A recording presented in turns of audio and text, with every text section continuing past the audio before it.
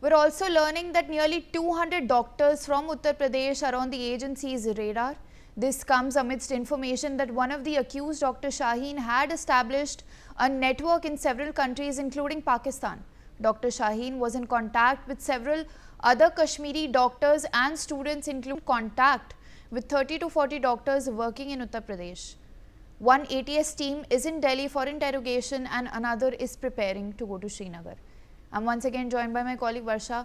We're now learning that 200 doctors from Uttar Pradesh are on the agency's radar, and that Dr. Shaheen had established a network in several countries, Pakistan included.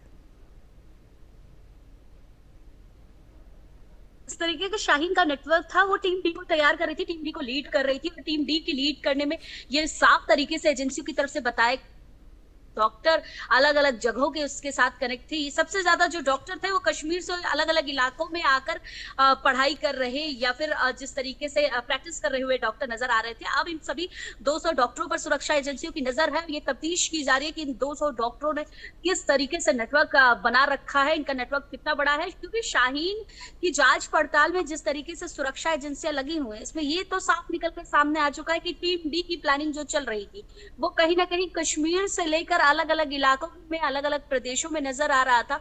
और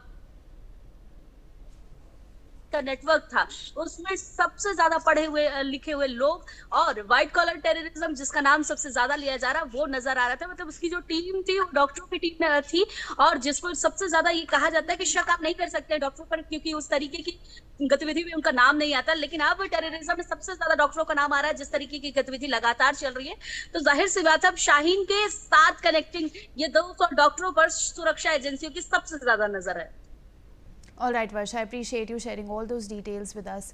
With that, I slip into a short break. Thank you for watching.